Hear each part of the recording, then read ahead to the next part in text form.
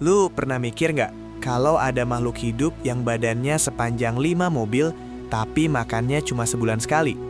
Gak usah jauh-jauh mikir alien atau monster di film. Gue ngomongin monster yang nyata, yang kalau dia nongol di kampung lo, dijamin 10 RT langsung heboh, yaitu ular piton reticulated atau yang kita kenal sebagai sanca bunga. Di Indonesia, kita sering banget dengar berita geger penemuan piton raksasa. Ada yang ukurannya dibilang 7 meter, 8 meter, bahkan ada yang sampai 10 meter. Tapi coba deh perhatiin, kenapa penemuan ini kayak hantu? Munculnya cuma sesekali, tapi sekali muncul langsung bikin heboh se-Indonesia.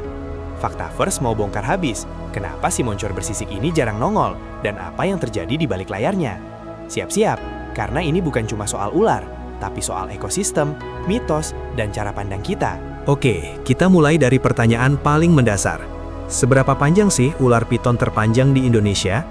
Berita viral suka bombastis, tapi kita harus kenalan dulu sama si biang kerok, yaitu Python reticulatus, atau sanca kembang atau sanca bunga. Di dunia reptil, reticulated python ini adalah raja ular terpanjang di dunia. Secara ilmiah, reticulated python di alam liar rata-rata panjangnya itu antara 4-6 meter. Itu udah gede banget loh. Tapi, Indonesia punya potensi mencetak rekor. Catatan resmi memang sulit dikonfirmasi, karena banyak klaim yang dilebih-lebihkan. Namun, klaim penemuan piton 7 hingga 8 meter di hutan-hutan Sumatera, Kalimantan, atau Sulawesi itu bukan hoax. Mereka eksis. Piton yang ukurannya sudah di atas 7 meter, ini adalah individu langka, yang beruntung bisa hidup sangat lama dan mencapai batas maksimal genetiknya di habitat yang masih perawan. Kenapa sih setiap beritanya muncul, angkanya selalu 5 meter lebih, 7 meter, atau bahkan sepanjang tiang listrik? Karena ukuran adalah gimmick utama. Lo dan gue, kita semua akan langsung mind blown kalau membayangkan ular sepanjang bus sekolah. Nah, ini nih yang sering jadi pertanyaan. Kalau piton raksasa sebanyak itu, kenapa kita nggak tiap hari lihat mereka? Jawabannya ada di biologi dan gaya hidup mereka yang sangat hemat energi. Atau kalau bahasa kerennya, metabolisme super rendah. Gini, bayangin kita lagi ngobrol santai di warung kopi. Kalau kita makan nasi goreng, paling 3-4 jam udah lapar lagi. Piton raksasa, mereka bisa hidup kayak hibernasi setelah sekali makan besar. Deep dive biologi warung kopi. Ketika piton seberat 80 kilo menelan seekor babi hutan atau anak sapi, ini bukan cuma sekedar makan malam. Ini adalah ritual mengubah seluruh tubuhnya. Jantungnya membesar, organ pencernaannya bekerja ekstra keras, suhu tubuhnya naik.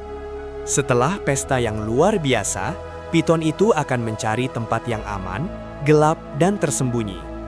Mereka tidak akan bergerak atau berburu lagi. Kenapa? Karena mereka butuh waktu berbulan-bulan, kadang sampai 3 atau 4 bulan, untuk mencerna mangsa tunggal itu sepenuhnya. Selama periode ini, mereka praktis tidur di tempat tersembunyi, di gua, di bawah akar pohon besar, atau di ceruk batuan. Bayangin aja, lo punya tangki bensin yang bisa diisi penuh sekali untuk perjalanan setahun. Piton itu persis kayak gitu. Mereka adalah embus predator sejati, bukan pemburu aktif yang lari-lari kayak singa. Mereka nunggu di tempat gelap sampai ada mangsa lewat. Karena pola hidupnya yang ekstrim efisien ini, wajar banget kalau mereka kayak hantu. Keberadaan mereka di hutan itu sunyi, tersembunyi, dan hanya akan muncul lagi saat tangki energinya sudah kosong, alias sudah waktunya makan lagi. Kalau mereka jago ngumpet, kenapa kok berita penemuannya selalu di dekat permukiman warga? Di kebun sawit, di bawah rumah, atau bahkan lagi santai di kandang ayam? Ini bukan kebetulan loh. Ini adalah kisah sedih tentang konflik manusia dan ular. Dulu, habitat alami piton itu adalah hutan lebat. Di sana, mereka berburu mangsa alaminya, babi hutan, kera, atau rusa kecil. Tapi, coba lihat sekarang. Di mana-mana hutan sudah ditebang, diubah jadi perkebunan, pertambangan, atau perumahan. Tiba-tiba, lo cium bau yang menggugah selera. Bau kambing, ayam, atau bahkan anak sapi. Ini semua ada di satu tempat yang gampang diakses, kampung lo. Buat piton, permukiman warga itu ibarat McDonald's drive-thru yang sangat convenient. Mangsa ternak itu bergerak lambat, jinak, dan gampang banget dimangsa.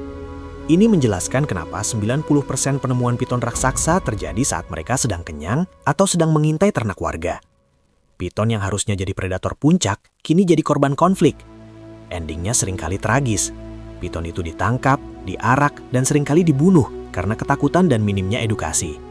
Ini adalah harga yang harus dibayar mahal oleh alam, karena kita merusak keseimbangannya. Kenapa setiap ada penemuan piton raksasa, viralitasnya selalu meledak, terutama di Indonesia? Ini bukan cuma soal ukuran, tapi soal DNA budaya kita. Di Nusantara, ular besar, terutama yang super panjang, itu punya tempat istimewa di cerita rakyat kita. Ada mitos tentang naga, ada cerita siluman ular, atau dewa-dewa penjaga hutan yang menjelma jadi ular raksasa.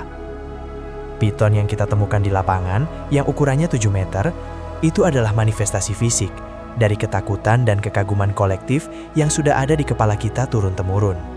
Jadi, kesimpulannya gini, ular piton raksasa itu benar-benar ada di Indonesia, tapi mereka jarang muncul karena mereka super hemat energi dan bisa puasa berbulan-bulan. Ketika mereka muncul di dekat kita, itu bukan karena mereka iseng, tapi karena rumah mereka sudah kita rampas dan ternak kita jadi pilihan santapan yang paling gampang.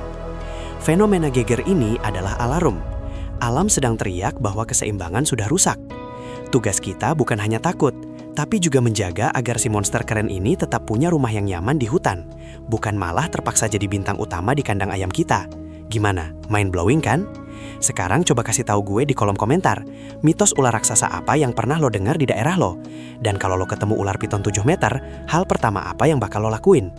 Jangan lupa kasih like dan subscribe, biar Faktavers makin semangat bongkar cerita-cerita unik kayak gini. Sampai jumpa di fakta berikutnya.